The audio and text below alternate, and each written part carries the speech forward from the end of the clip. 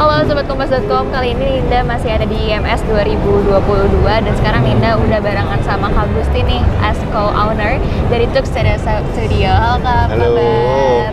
Nah ini ngomongin IMS 2022 dan sekarang kita lagi di pameran kan, ini di sini kayak udah ada mobil-mobilnya, ada pokoknya banyak banget kan ya di sini yang dipamerin ya. Aku mau tahu dong kayak sejarah dan inspirasi dari Tuxedo Studio tuh kayak gimana? Iya, pada dasarnya sih kita di sini mulai membuat ya. Kita mulai membuat mobil itu udah 5 tahunan yang lalu ya. Itu start ya, pertama kali kita kepikiran, pertama kali kita ya ingin memiliki lah, ingin naik mobil kan. Kita kan sebenarnya saya sama bapak sama yang lain itu kan merasa kalau apa namanya, menaiki mobil klasik itu sensasinya jelas berbeda. Beda ya. Apalagi klasik yang kayak 356 gitu, namanya klasik Porsche 356. Nah ya kita pengen punya itu, tapi ya mau bingung di mana kan, nyarinya nggak ada. Mau beli juga ya harganya kalau yang bagus ya nggak terjangkau. Gitu kan ya. Akhirnya ya solusinya bikin gitu, maksudnya bukan karena nggak bisa beli, akhirnya ya kita harus belajar gimana caranya bikin gitu. Dan ya awalnya yang berawal dari hobi berakhir ke ya ini sekarang bisnis. Oke, tapi kan berarti ini kan kita bikin nih ya. Ya. Itu emang sebenarnya kayak proses pembuatannya tuh kayak gimana? Ya pembuatannya sih yang pasti sih kita mengikuti proses pembuatan yang seharusnya ya. Jadi benar sistematis, kita mulai dari ya just bagaimana semua karya seni dan karya engineering kita butuh pasti gambar kerja lah. Blueprint itu pasti butuh gitu kan, blueprint itu pasti butuh. Jadi kita harus bisa nemuin itu dulu. Dari blueprint kita harus bisa memproyeksikan dia ke 3 dimensi. Dari 3 dimensi baru kita bikin mal-malnya. Dari mal, mulai dari mal positif yang berbentuk kayu, habis itu kita bentuk mal negatif yang bentuknya wireframe dari besi gitu, dari steel. Baru kita bisa bikin plat body panelnya. Nah yang nanti akan digabung dengan chassis yang juga kita bikin secara handmade gitu. Dari situ ya udah, habis itu dari situ kita nge-rebuild engine-nya semua, kita ngepasin interior, kita bikin kursinya segala macam. Kita tes jalan, ini oke semua jalan sebelum dicat ya, masih kondisi expose nanti bisa dilihat. Baru habis itu kita finishing, pasang interior udah.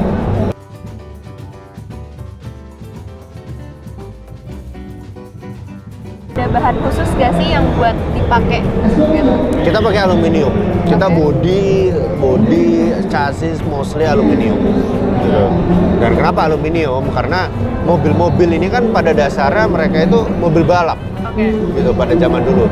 Mereka itu nggak cuma indah, tapi mereka itu juga menang balapan. Gitu loh. Sehingga pada awalnya yang originalnya di aluminium, dia akhirnya juga keluar dalam bentuk steel yang untuk dipakai publik. Nah, tapi untuk kita ya udah, karena kita ingin sensasi orisinal yang maksimal lah. Intinya ya kita bikinlah dari aluminium gitu. Oke, berarti kan dari bahannya juga bahan-bahannya masih bahan-bahan khusus gitu, dari pembuatannya juga berarti ini pekerjanya juga kayak orang-orang yang bantuin bikinnya juga orang-orang yang profesional tuh. Itu kayak ada spesifikasi khususnya nggak sih untuk pekerjanya gitu? Sebenarnya spesifikasi khususnya ya pertama mereka harus mau belajar. Ada kursusnya gitu? Ya khususnya kalau kerja di Tuxedo dapat kursusnya. Berarti kerja sekaligus kursus Iya, berarti di karena Tuxedo ya? ya itu maksud saya, problemnya itu kan karena di sini kan nggak ada sekolah otomotif ya, dalam artian anak-anaknya, pelajar ya, mahasiswanya memang dari awal dididik lulus desain mobil atau bikin mobil. Itu kan saya rasa belum ada gitu. Maksudnya ada teknik mesin, SMK otomotif, tapi saya rasa tujuannya bukan untuk mendesain mobil seperti ini. Sehingga ya akhirnya ya sebenarnya semua orang punya kesempatan yang sama untuk belajar.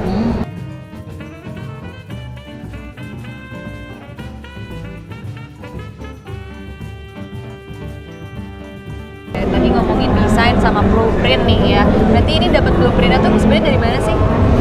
Kalau blueprint kita dapat dari banyak sumber. Kita ada yang dapat langsung dari museumnya, dari Jerman, dari Austria. ada juga kita yang dapat ya dari sesama builder dari luar negeri, sesama komunitas ya, karena ini kan mobil-mobil yang sudah lebih dari 20 sampai 40 tahunan nggak diproduksi gitu mobil-mobil ini. Jadi memang blueprint gambar kerja ini selain dia memang dijadikan bahan riset oleh berbagai pihak, dia juga merupakan sebuah collectible item gitu. Jadi ya sangat mungkin sebenarnya untuk mendapatkan, tapi kan punya blueprint sama menjadikan blueprint itu dua hal yang berbeda.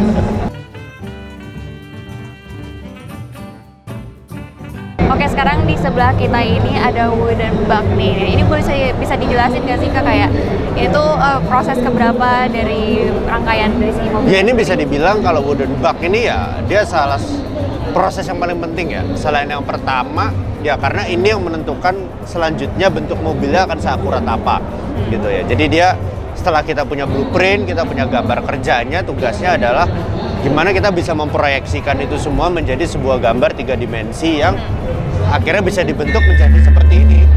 Ini cetakan mobilnya gitu. Nah, jadi ya ini dari gambar ini yang kita sebut sebagai mal positif. Gitu. Nah, dan habis dari sini kemana nih Mas? Habis dari kita bentuk mal positif, kita bikin yang namanya mal negatif. Yang merah-merah ini bisa dilihat dari steel wireframe-nya di sini.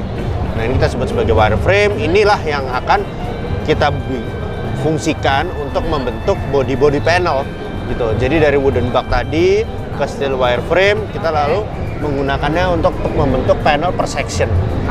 Gitu. Tapi habis dari sini kemana? Habis dari ini kita bikin chassis.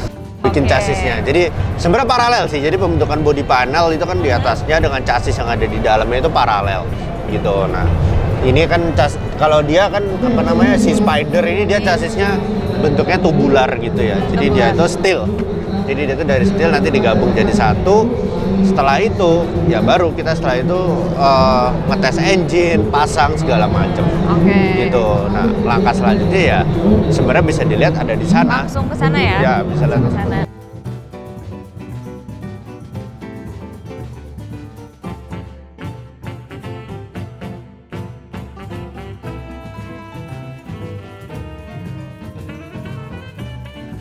Nah, ini kan kelihatan ini chassis-chassisnya yang tubular ini.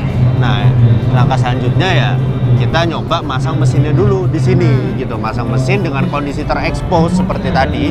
Seperti itu kita coba jalan dulu sebelum akhirnya ya udah kita cat.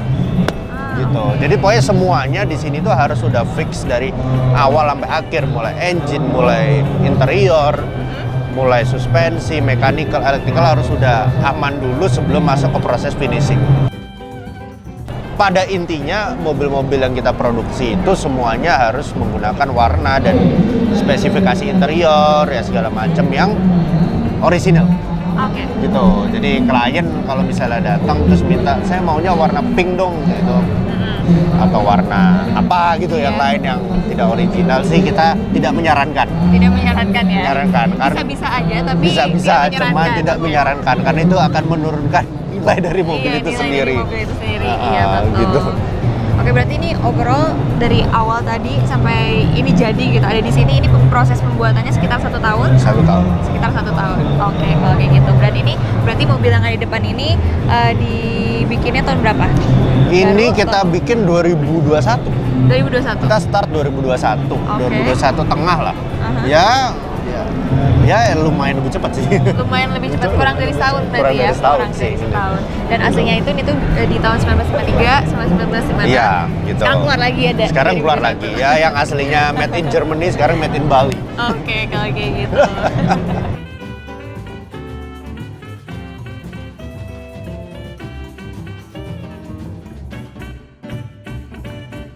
Nah, itu dia review singkat dan sejarah juga dari Tuxedo Studio. Tadi kita udah ngobrol-ngobrol ya, barengan sama Kak Gusti juga. Dan Tuxedo Studio ini tuh adalah karya anak bangsa putra-putri Bali. Keren banget kan pastinya, dan udah sempat cerita-cerita juga kayak ups and down-nya kayak gimana.